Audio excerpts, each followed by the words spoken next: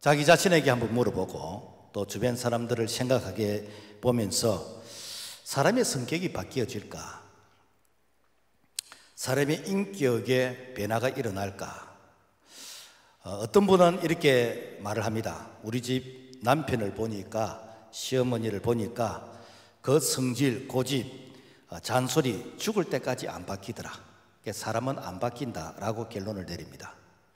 또 어떤 분은 우리 집 남편, 시어머니를 보니까 예수 믿고 교회 다니면서 사람이 몰라보게 달라졌더라. 사람은 바뀐다라고 말합니다.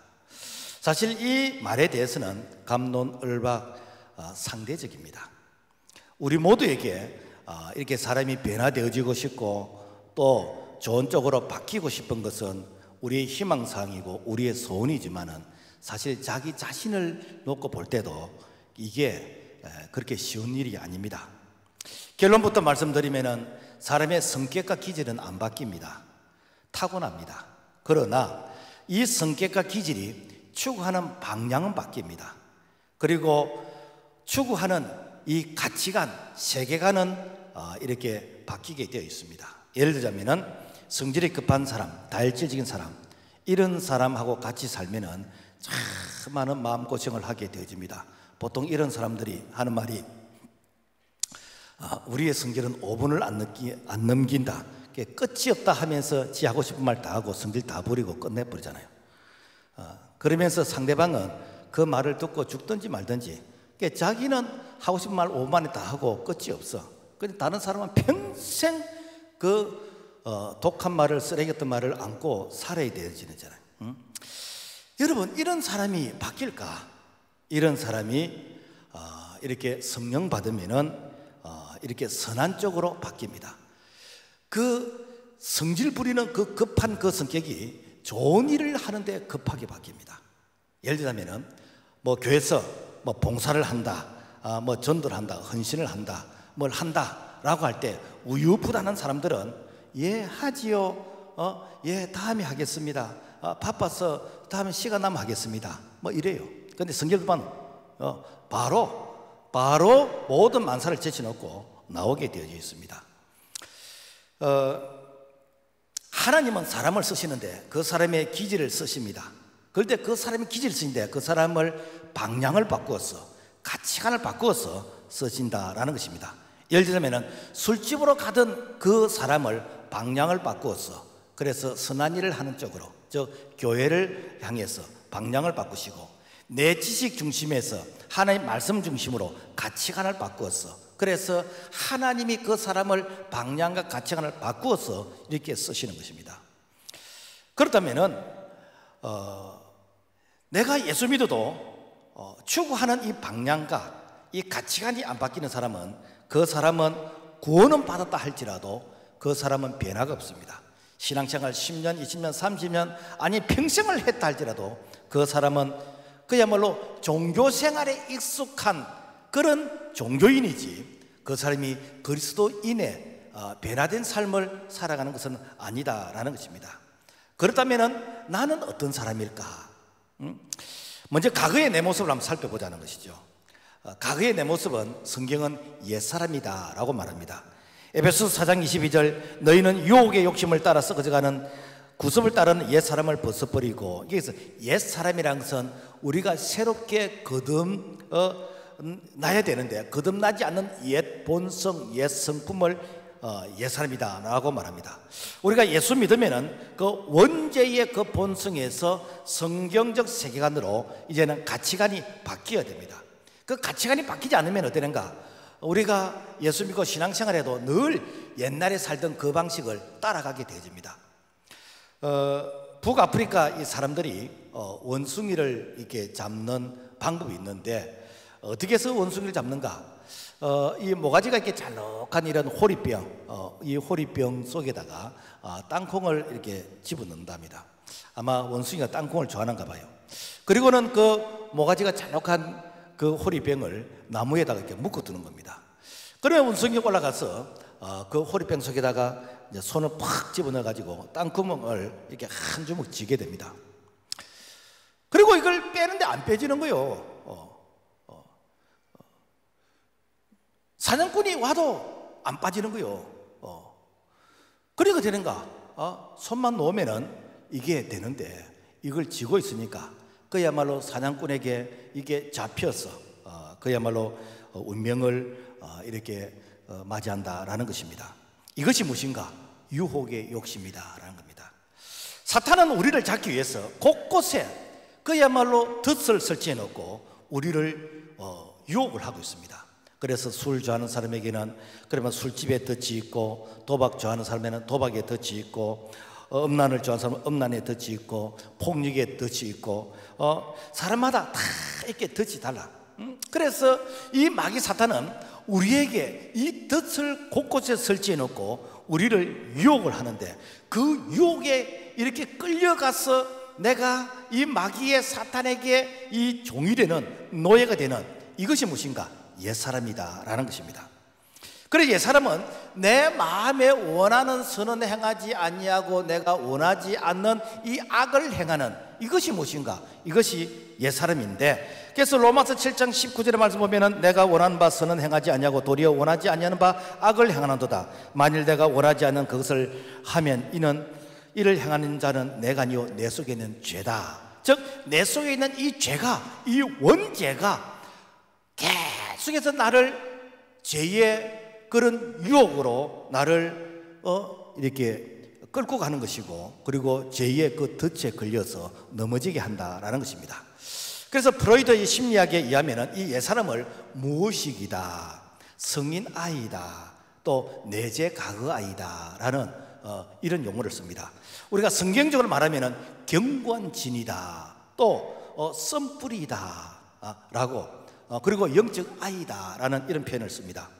그래서 경관진은 이 잘못된 가치관, 이 잘못된 그런 습관, 잘못된 지식과 정보를 통해서 자기만의 프레임, 즉 틀을 만들게 됩니다.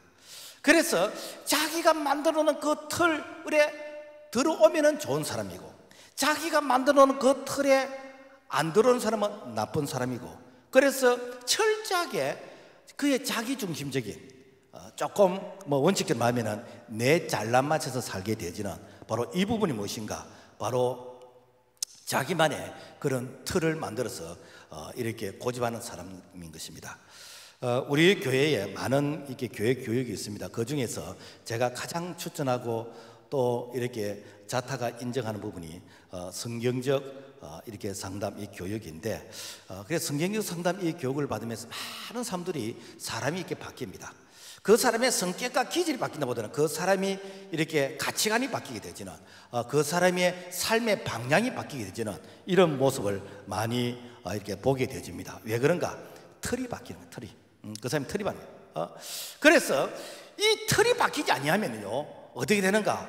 그야말로 내가 원하는 선은 하지 아니하고 원치 않은 이 악을 행하는, 즉 죄의 종노릇을 하게 되지는 내가 왜 이런지 나도 몰라. 아무리 바뀌어보려고 해도 안 바뀌어. 이게 왜 그런가? 옛사람에 묶여있기 때문인 것입니다. 그래서 로마서 6장 7절 보면은 우리가 알거니와 우리 옛사람이 다시는 우리가 죄에게 종노릇하지 아니하려 함이니. 그래서 이 옛사람은 철저하게 그야말로 이 그 새 사람의 이 구조, 프레임, 이런 틀이 이렇게 바뀔 때만이 내가 새 사람으로 살 수 있는 것이지, 내가 이렇게 좋은 말을 많이 듣는다 해가지고 어떤 교양 있는 그런 강의를 듣고 윤리와 도덕을 공부하고 내가 좋은 그런 세미나에 참석하니까 그 사람이 바뀐다. 바뀌는 게 아니에요.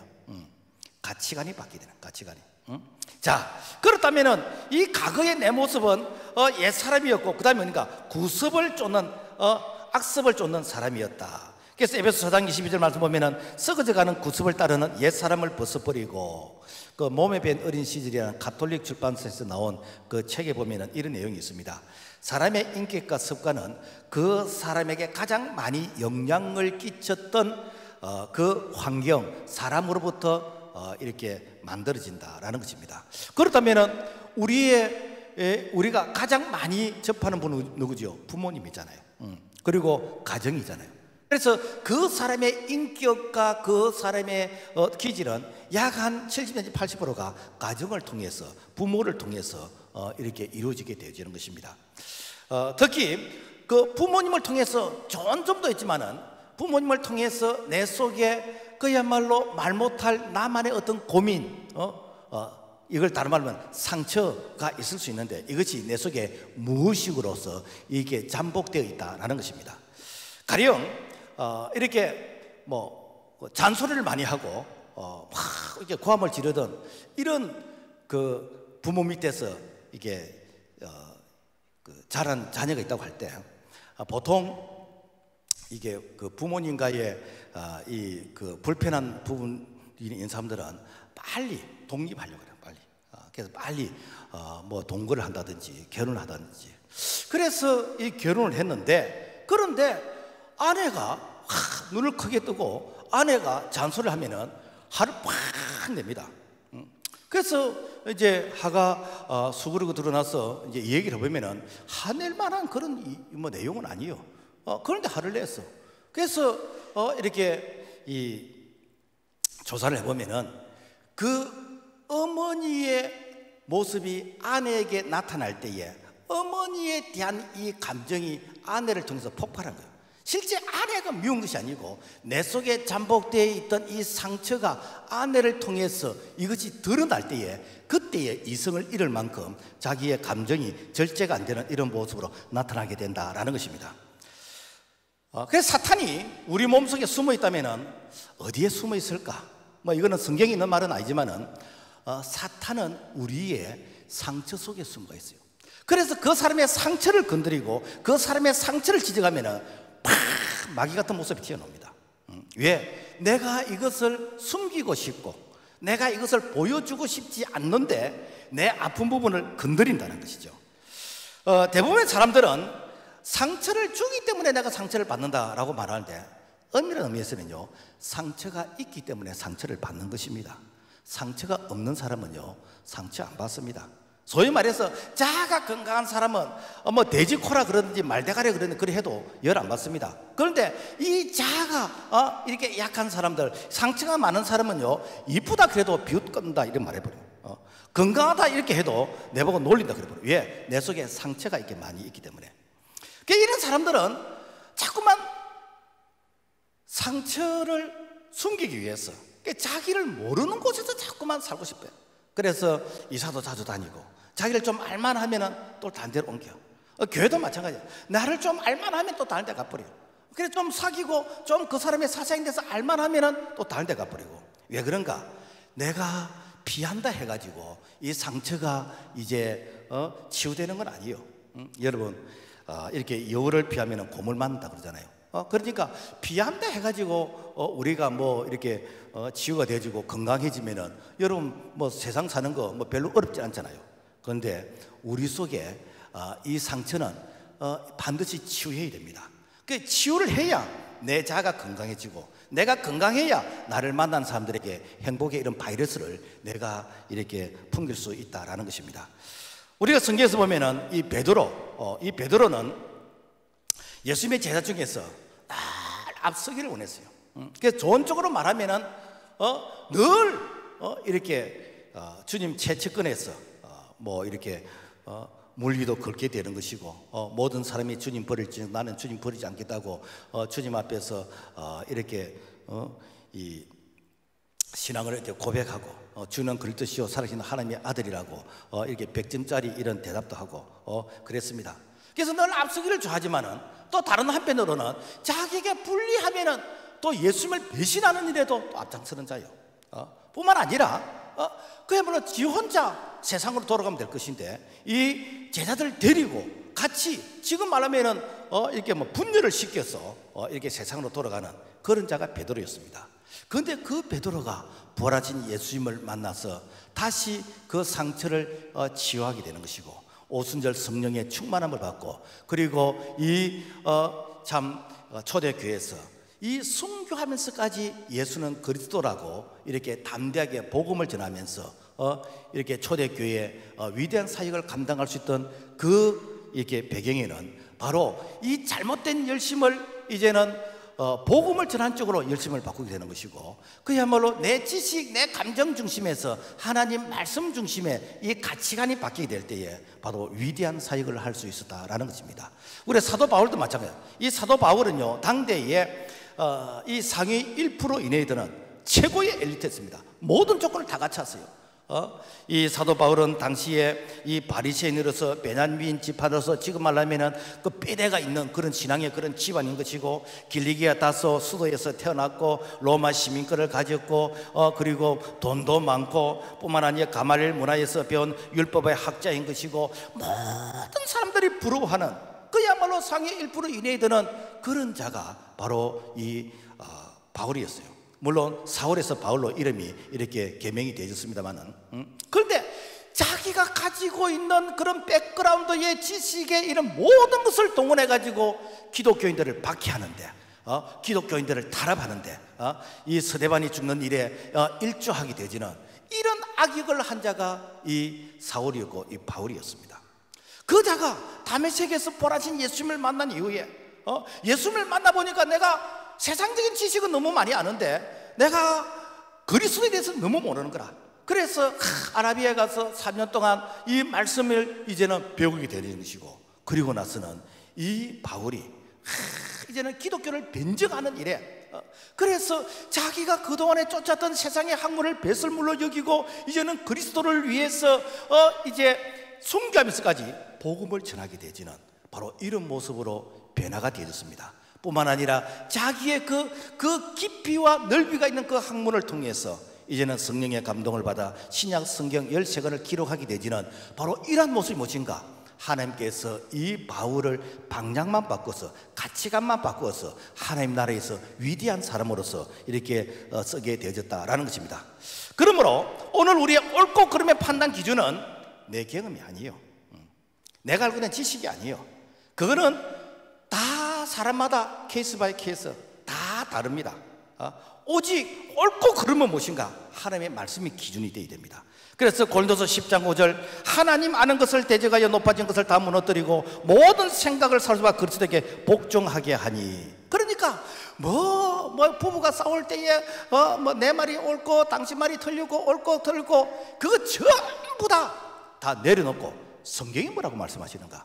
하나님이 뭐라고 말씀하시는가? 그래서 모든 이론과 생각을 사로잡아 그리스도에게 복종해서 성경적인 사고로서 하나님 말씀 중심으로서 가치의 전환이 일어날 때에 우리가 이 구습 악습의 노예가 되는 것에서 우리가 해방할 수 있는 것이고 자유할 수 있는 것이고 변화될 수 있다라는 것입니다. 그렇다면 우리가 새 사람이 되기 위해서는 어떻게 해야 되는가? 오늘 본문의 말씀 보면 너희는 이 세대를 본받지 말고 오직 마음을 새롭게 함으로 변화를 받아 하나님의 선하시고 기뻐하시고 온전한 뜻이 무엇인지 분별하더라. 새 사람이란 무엇인가? 새 사람이란 것은 내가 예수 믿고 구원받은 자, 하나님의 자녀가 된 것이요, 내가 영적으로 거듭난 자요. 그런데 우리가 예수 믿었다 해가지고 그 사람이 검은 색깔이 흰 색깔 되냐? 그게 아닌가? 신분이 바뀌었어요. 신분이 바뀌었어요. 과거에는 죄의 노예였는데 이제는 하나님의 자녀로 신분이 바뀌었습니다. 그렇지만 그 사람의 인격과 성품은 안 바뀌었어요. 그 사람이 과거에 도둑질하고 사기질 했다면은 이 도둑질과 사기질이 점점 줄어들 것이요. 하루 만에 안 바뀝니다. 뭐 사람들은 교회 다니는 사람이 그러면 되나 뭐 돼. 네가 교회 다니봐라. 당신도 마찬가지요. 점진적으로 변화되어져 가는 것입니다. 자, 그래서 오늘 우리가 이 점진적으로 변화되어져 가야 되는데, 변화되기 위해서는 우리가 어떻게 해야 되는가? 첫째, 마음을 새롭게 하라. 로마서 12장 2절 보면 너희는 오직 마음을 새롭게 함으로 변화를 받아. 하나님은 행동을 새롭게 하라라고 말씀하지 않고 마음을 새롭게 하라라고 말씀하고 있습니다. 여기서 이 마음을 성경은 뭐란가? 심령이다, 영혼이다. 에베소 4장 23절 오직 너희의 심령이 새롭게 되어, 요한사도서 1장 2절 사랑하는 자 너희 영혼이 잘됨 같이. 그래서 하나님은 우리가 영혼이 잘되는, 즉 마음이 새롭게 되기를 원하시오. 그런데 세상 사람들의 관심은 마음, 영혼에 관심이 없습니다. 그들은 오직 드러나는 행동에 관심이 있습니다. 그래 그 사람이 뭐 잘못하면 되는가? 사람이 행동을 똑바로 해야 되지. 사람이 행동을 그렇게 하면 쓰나? 라고 하면서 행동을 잘못한다고 야단을 칩니다. 인본주의 이 상담학자들은 행동의 변화가 마음의 변화를 가져온다라고 주장하면서, 그러면서 환경과 사람을 바꾸면은 그야말로 그 사람의 마음이 변화가 되는 것처럼 이런 그 주장을 하게 되집니다. 그래서 이런 사람들을 만나게 되지면은 상담도 잘해야 돼요. 이런 사람들 만나면 되는가? 사람 바꿔라.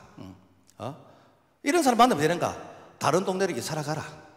이런 사람 만나면 교회 바꿔라. 뭐 바꾸는 것이 그야말로 최선의 정답이에요. 왜? 환경을 바꾸면 마음이 바뀐다고 생각하기 때문에. 아닙니다, 여러분. 왜 이런 이론이 나냐 하면요, 이거는 이 동물을 실험을 해봤는 거라. 그러니까 동물을 실험하는데 우리가 뭐 코끼리 쇼, 뭐 돌고래 쇼, 요즘은 이게 TV도 보면은 이렇게 동물학교 이런 그 동물들이 뭐 재롱을 떨고 하는 이런 것들 많이 있습니다. 그런데 이 조련사들이 보면은 와, 이 동물들을 그야말로 막 갖고 놀다시피 이렇게 그 행동을 바꾸고 하는 거라. 이게 어떻게 가능하냐면요, 이 동물들에게는 그야말로 채찍과 당근, 이 보상과 자극이란 이 두 가지 이 원리를 가지고 이 조련사가 원하는 행동을 하면은 먹이를 주고 맛있는 걸 주고, 원하지 않은 행동을 하면 안 줘. 그리고 원하지 않은 행동을 하면은 벌을 줘.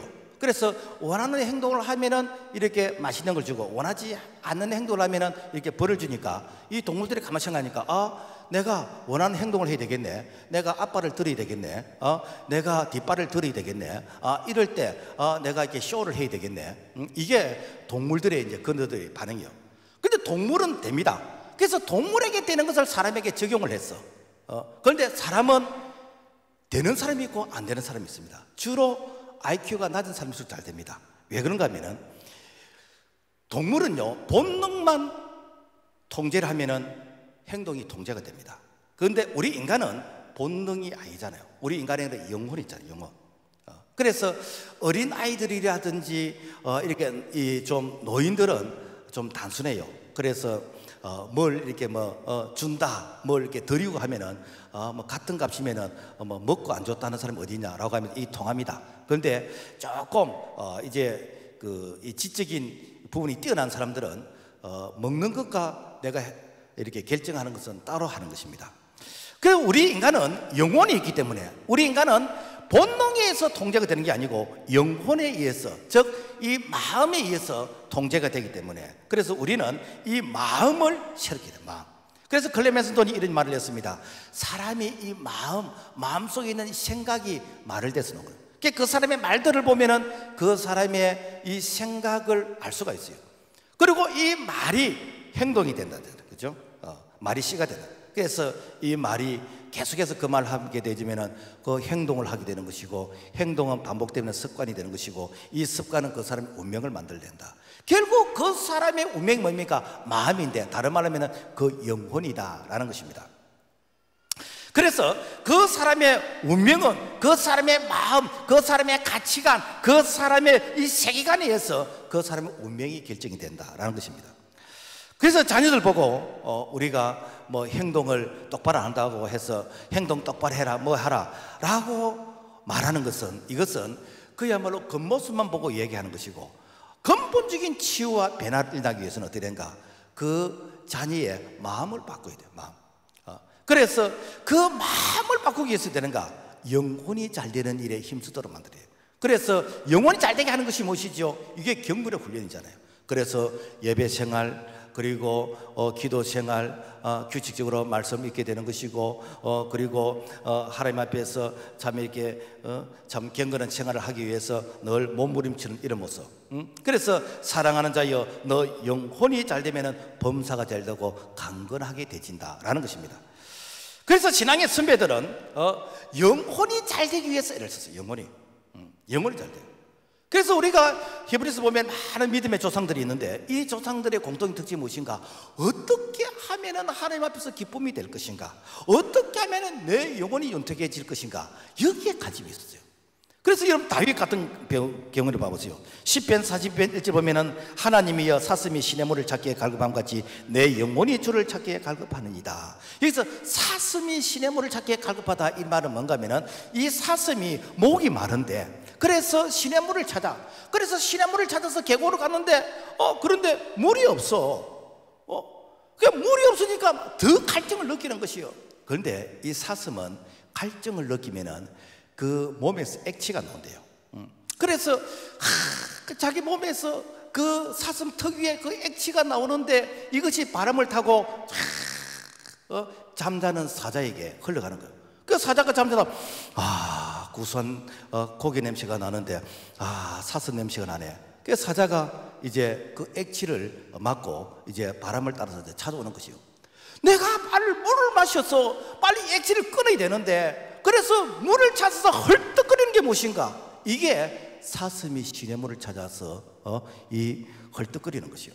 오늘 우리가 이 하나님의 말씀, 내가 영혼이 잘 되기 위해서, 내가 말씀의 은혜를 받기 위해서 내가 헐떡거리는 이런 모습, 내가 말씀의 은혜를 받지 않으면 마귀가, 사탄이 나를 향해서 추적해 오고 나를 향해서 공격해 오는, 내가 마귀의 밥이 되지 않기 위해서 내가 하나님의 말씀을 내가 먹어야 되겠다. 이 갈급함이 바로 다윗이 사슴이 시냇물을 찾기에 갈급함이라는 것이죠. 이런 마음으로 살았던 이 다윗이 하나님의 내 마음에 합한 자라 했어요. 그러면 다윗이 죄를 안 지었느냐, 다윗이 완벽했냐? 그건 아니요.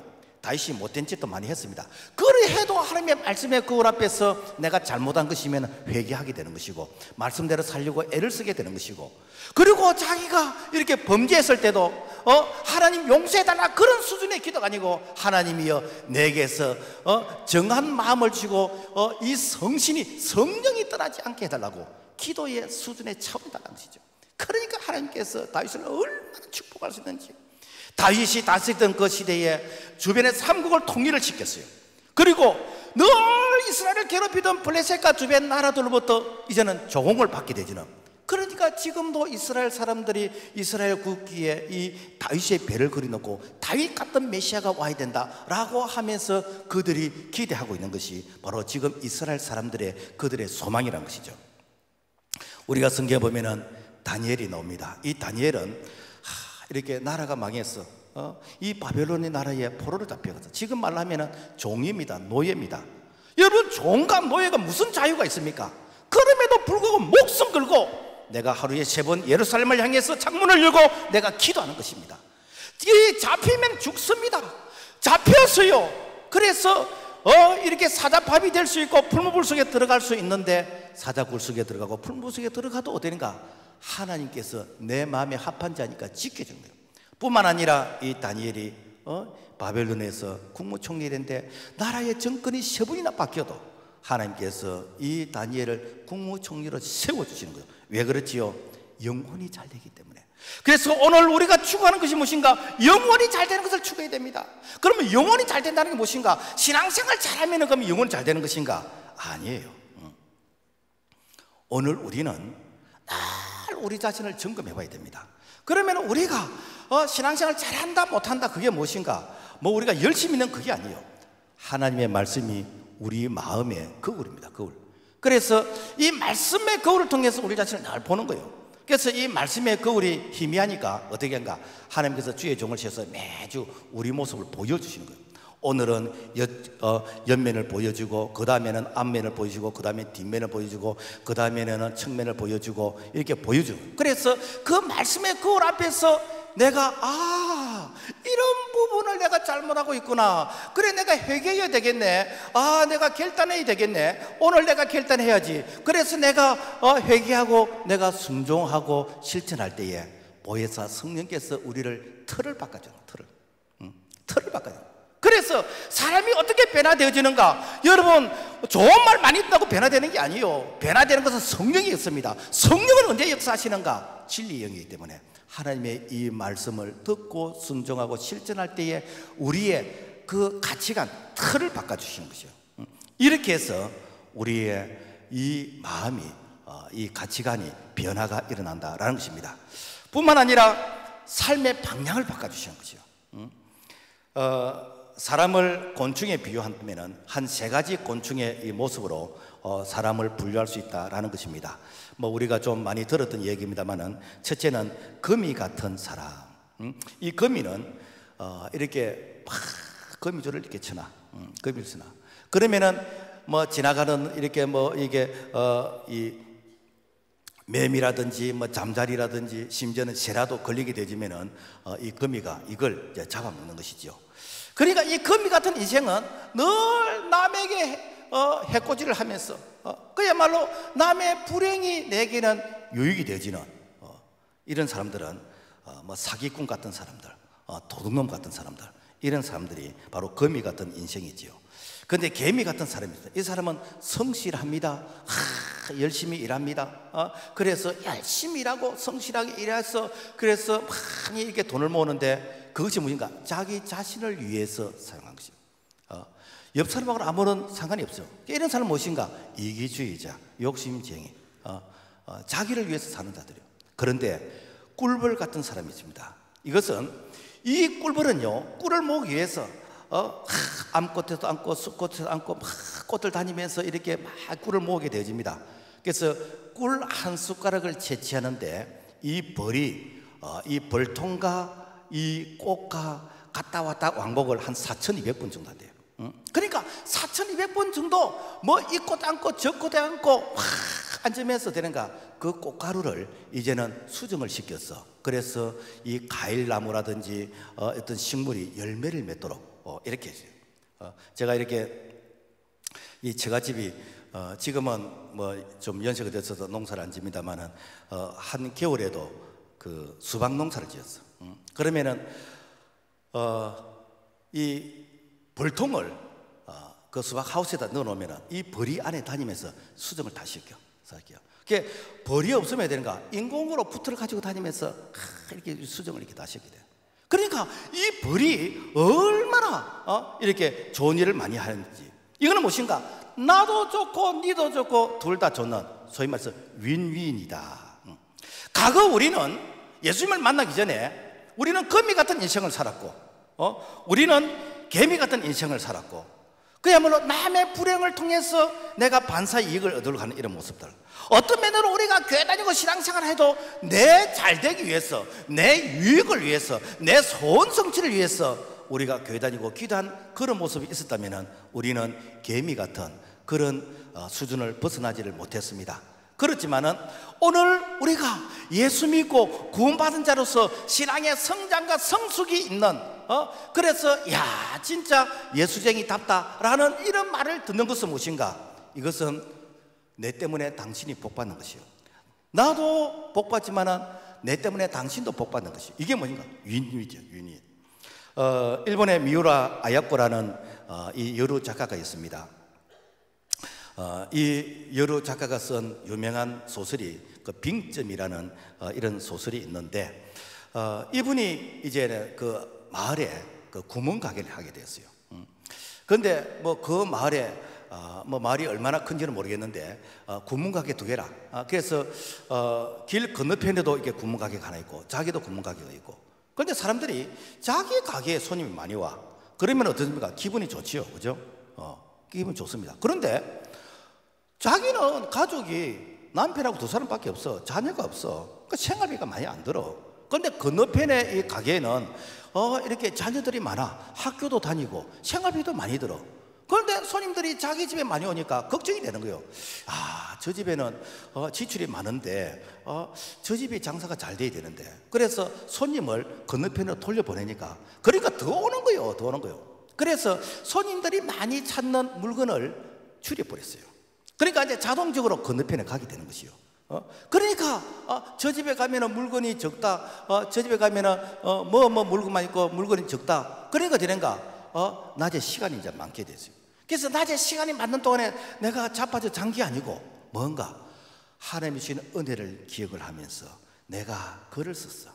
그때 쓴 것이 뭔가 소설 빙점이라는 그런 이 책인데, 이 책이 너무 유명해가지고 많은 기업체와 그리고 연수원 이런 이 단체에서 이 강연하러 오는 거예요. 그래서 강연 수입이 이게 자기가 장사보다 더 많아. 또 책을 판 그 책의 그 판매 수입이 또 엄청나게 많아.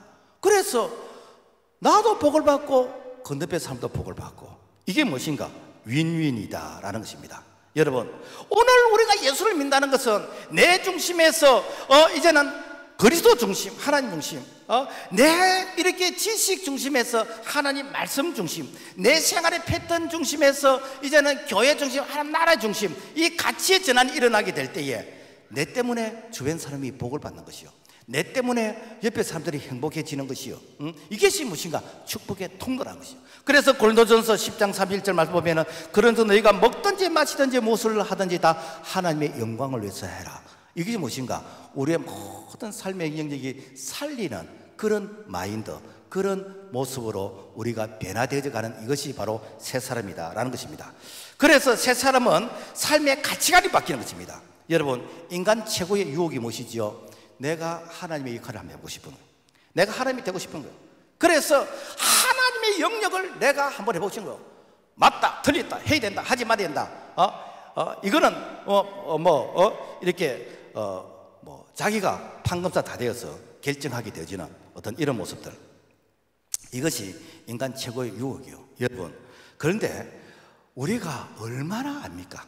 우리는 너무 가까운 것도 못 보고, 너무 멀리 있는 것도 못 보고, 너무 큰 소리도 못 듣고, 너무 작은 소리도 못 들고, 우리는요 5분 후의 일을 모르면서 살아갑니다. 5분 후의 일을 모르면서 살아가는 사람이 내 인생은 내가 안다 그러고, 내 문제는 내가 안다 그러고, 그러면서 내 문제는 내가 책임진다 그러고, 여러분요 책임 못 집니다. 우리는요 늘 하루하루를 이렇게 내 인생에 이게 첫걸음을 걷는 것이요, 한 번도 살아보지 않는 그런 매일매일 첫걸음을 걸어가는 것이요. 그래서 우리가 운전을 치면 늘 초보 운전입니다. 어떤 분이 운전면허를 땄어요. 그래서 우리가 장류 같은 이런 곳에는 사실은 이게 도로가 잘 돼 있고 길은 넓은데 차는 그렇게 많지를 않고, 그러니까 초보 운전자가 운전하기는 참 좋은 것이 이 장류입니다. 그런데 제일로 운전이 까다로운 것이 부산이래요. 부산하대요. 그러니까 부산에는 이렇게 도로도 이게 좁은 데다가 차가 많고, 그러니까 부산에 가서 운전 잘하면 세계적으로 베스트라벨이에요. 부산에서. 그래서 부산에서는요 조금만 늦게 출발하면 삑삑하고 말이죠, 끼어듣다 그러면 입에 이렇게 창문 내려가지고 눈 크게 뜰 때 절대 눈 맞추면 안 됩니다. 눈 맞추면요 그날 하루는 완전히 다 꾸겨져 버립니다. 좀 비싼 거 쓰면 된다, 10원짜리를 쓰니까 그러니까 딱 앞만 보고 이렇게 이 창문 내리면 안 돼. 창문 내리기도 절대 내리면 안 돼. 그냥 가버리게 됩니다. 그런데 그 어떤 분이 운전면허를 땄는데 처음으로 이제 회사 출장을 간다고 고속도로를 올리게 되었어. 그래서 고속도로를 탁 올려서 가는데 이 텔레비에 긴급 뉴스 속보 뜹니다. 어떤 차가, 흰 차가 고속도로에 역주행을 하고 있다면서 이게 CCTV에 쫙 나오는 거예요. 그 아내가 이렇게 거실 청소를 하다가 이렇게 딱 보니까 속보하면서 이 어떤 차가 이렇게 역주행을 한다고 이게 CCTV 보이는 거예요. 전화를 해서 여보, 당신 오늘 출장 간다 그러는데 혹시 당신 차는 아니지? 그러니까 난 아닌데 다른 사람들이 전부 다 역주행을 하고 있어. 이래. 여러분, 이게 인생의 초보 아닙니까? 나는 옳다고 생각하는데 다른 사람이 다 틀리게 보이는 것이요. 여러분, 우리가 가치관이 안 바뀌면요 그렇게 산다니까. 나는 맞는데 다른 사람이 다 틀렸다는 거예요. 그러니까 아내도 틀렸고 남편도 틀렸고 자식도 틀렸고 주변 사람도 틀렸고 나만 옳은 것이요. 이게 뭔가 그야말로 인생의 초보 아닙니까? 그래서 우리가 예수 믿는다는 뭐지요? 가치관이 바뀌는 것이요. 이 가치관이 안 바뀌면요 자신 있게 실패해버립니다. 자신 있게 불행해져 버립니다. 불교계에서 가장 존경받던 분이 성철 스님이잖아요. 이분은 59년 동안 수행 생활을 했습니다. 이분의 이렇게 글을 보니까 와, 대단한 분이요. 한 5개국어를 이렇게 할 수 있고 그래서 이분이 어떻게 하면은 죄를 적게 지을 것인가. 그래서 20년 동안 동구불출이라 집 마당을 안 벗어나서, 왜? 집 밖에 나가면, 대문 밖에 나가면 다 보고 듣는 것이 죄이기 때문에, 그래서 20년 동안 그 동구불출 집 안에서만 수행생활을 했어요. 대단한 분이죠. 대단한 분이죠. 또 그런데도 불구하고 내 마음속에 자꾸만 어떤 욕정이 올라오는 것이고 내 마음속에 어떤 재성이 올라오는 거라. 그게 왜 그럴까? 내가 살생하기 때문에 그런가 보다. 그래서 음식을 삶은 거 구운 걸 안 먹고 생식을 10년 동안 해봤어요. 무의 음식이라 10년 동안. 그래도 내 마음속에 자꾸만 악한 생각이 떠오는 거예요. 그게 왜 그럴까? 건강한 남자가 편하게 잠을 자니까, 그러니까 자꾸만 음욕이 떠오르고 자꾸만 이렇게 이 재성이 떠오른가 보다. 그래서 탁 양반 개고 앉아서 그야말로 장자부라 앉아서 잠을 자는 것을 10년을 해봤대요. 대단한 분이죠. 대단한 분이죠. 그래 해도 자꾸만 내 마음속에 어떤 재성이 떠오르는 거예요. 사람이 눈을 감으니까 자꾸만 뭐지 떠오르는가 보다. 그러니까 눈을 뜨고 잠을 자겠다. 용맹정진해가지고 1년 6개월 동안 눈을 뜨고 잠을 잡았대요. 그렇게 해도 내 속에 있는 이 재성이 없어지지 않더라는 거예요. 그렇게 해서 59년 동안 수행생활을 했는데 마지막 세상을 떠나면서 소위 말해서 유언과 같은 이런 말이 바로 열반송인데, 이런 말을 했습니다. 이 한자를 이게 풀면은 이런 말입니다. 일평생 남녀 무리를 속여 미치게 했으니 그 죄업이 하늘에 미쳐 수미산보다 더 크다. 산채로 불에 압이 지옥으로 떨어지니 한이 망갈래나 된다.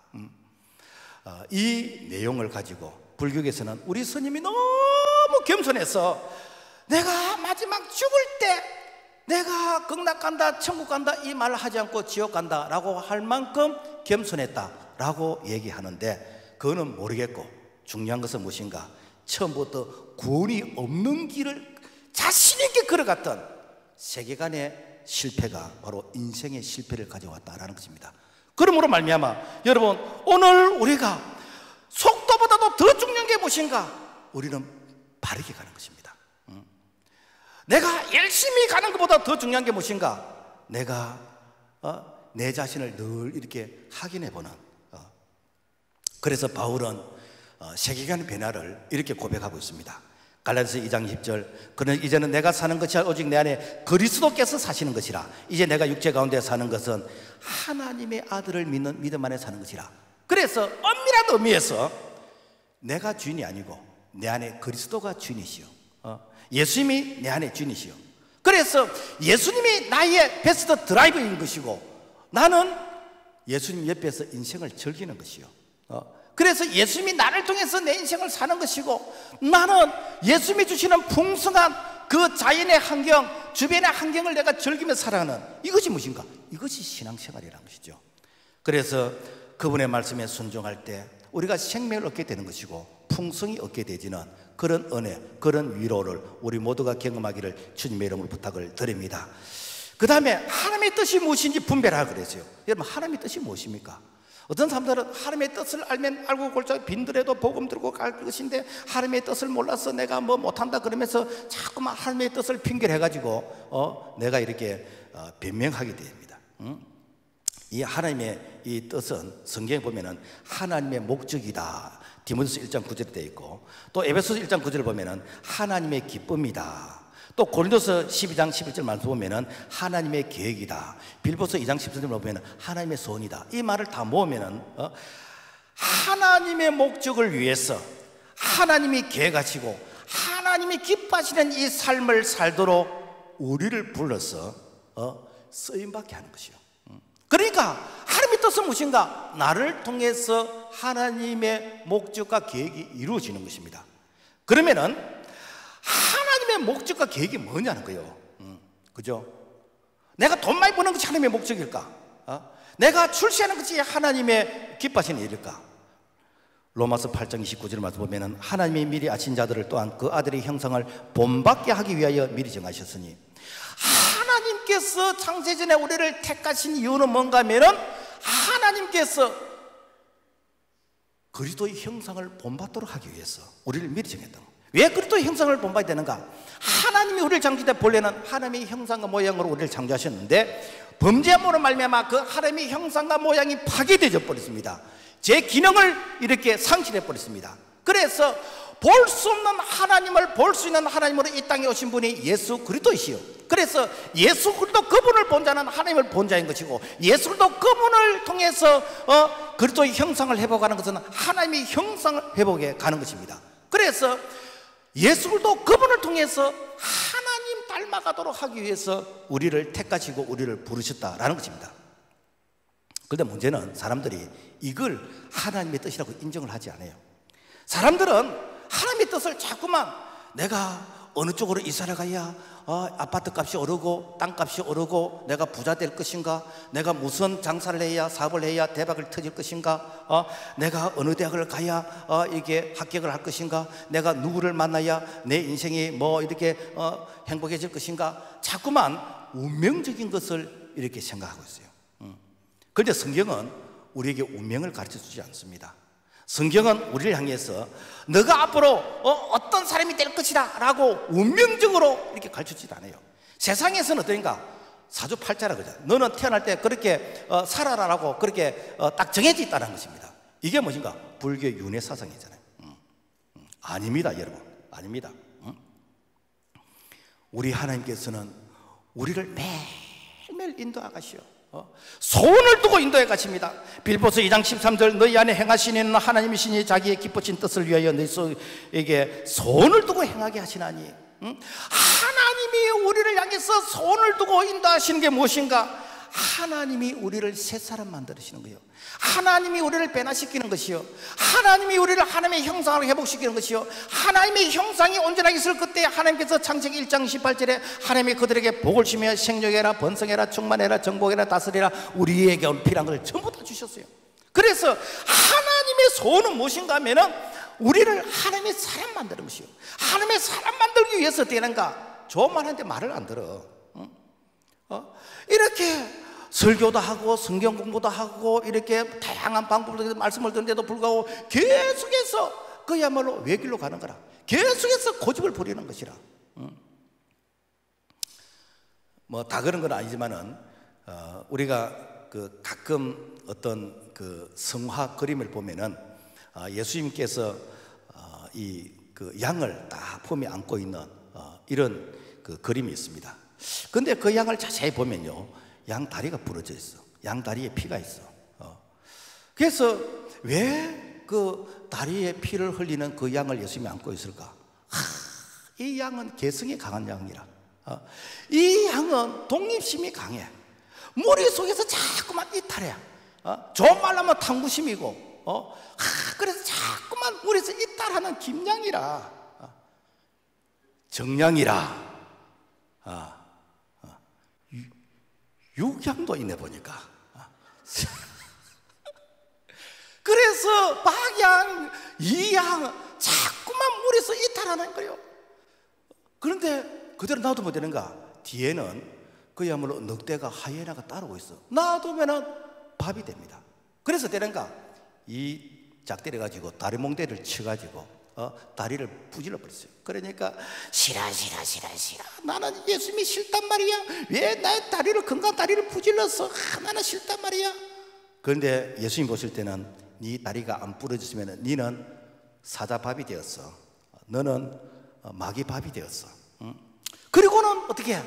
그 양을 품에 안고 우리 속에 넣어놓고 풀을 뜯어주면서, 그러면서 그 양의 잘못된 습관을 고치는 것이요. 여러분, 우리가 농부들 봐보세요. 이렇게 그 가순 이렇게 가꾼 사람들 봐보세요. 상품이 되어지는 이런 사과, 또 뭐 감, 뭐 포도, 이런 그 과일을 재배하기 위해서는요, 겨울에 가지치기를 해줍니다. 가지치기. 그래서 불필요한 가지를 다 잘라줍니다. 그래야 영양분이 이 과일에 그 집중해서 아주 상품이 되어지는 그런 열매를 맺을 수 있거든요. 우리 하나님께서 우리를 사람 만들기 위해서, 우리 하나님께서 우리를 작품 만들기 위해서, 하나님께서 우리를 정말 행복한 인생을 만들기 위해서 어떻게 하시는가? 하나님께서 우리를 징계하시오. 징계를 하시오. 그래서 히브리서 12장 6절 말씀 보면 주께서 그 사랑하신 나를 징계하시고 징계는 다 받는 것이거늘 너희에게 없으면 사생자요 친아들이 아니라.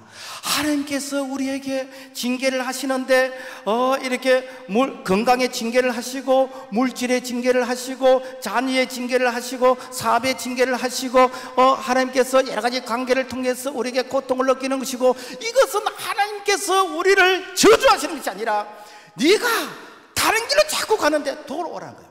네가 말씀으로 돌아오라는 거예요. 네가 잘못된 것은 네가 이렇게 차단하고 네가 이런 것을 회개하는 거예요. 이렇게 해가지고 네가 하나님의 사람으로 변화되어라 그래요. 그러면 내가 너에게 복을 주고 싶은데 그 아들 독생자 그리스도 예수를 주신 하나님께서 무엇이 아까워서 너에게 인색하겠느냐. 네가 나를 좀 닮아라, 네가 하나님의 마음을 좀 닮아라, 네가 예수도 그 행성을 좀 해보거라. 그리하면 내가 너에게 누르고 흔들어 넘치게 안겨주고 싶다는 거예요. 이것이 무엇인가? 하나님이 우리를 향하신 하나님의 뜻이라는 것입니다. 말씀을 맺겠습니다. 하나님은 나의 성격과 기질을 쓰십니다. 나의 성격과 기질이 옛사람에서 새사람으로 이렇게 방향이 바뀌는 것이고, 그리고 성경적 가치관으로 이렇게 변화되어질 때에 그때 하나님이 우리를 쓰시는 거예요. 그래서 하나님은 지금도 우리를 작업하십니다. 지금도 우리를 하나님의 사람 만들기 위해서 계속해서 하나님의 계획 속에서 우리를 다듬어 가십니다. 그래서 내가 끝까지 도망다니는 사람이 되지 말고 내가 이삭처럼 하나님의 말씀 앞에서 꾹뻑 죽어버리게 될 때 내 삶의 영역에서 날마다 부활이 일어나게 될 줄로 믿습니다. 사도 바울은 날마다 죽는다 그랬습니다. 날마다 죽으니까 날마다 다시 부활이 일어나게 되지는, 새롭게 되지는 그런 놀라운 역사가 우리 가운데 일어나기를 주의 이름으로 부탁을 드립니다. 하나님 아버지 감사합니다. 우리 하나님께서는 우리의 모습을 그대로 쓰시지 않고 고쳐서 쓰시기를 원하시는데, 우리의 잘못된 옛사람에서 새사람으로 방향을 바꾸고 가치관을 바꾸고 세계관을 바꾸어서 주의 나라에서 존귀하게 참 일회용으로 쓰임받는 것이 아니라 끝까지 쓰시는 하나님의 손에 꼭 잡힌 자 될 수 있도록 은총을 베풀어 주시옵소서. 예수님 이름으로 기도합나이다. 아멘.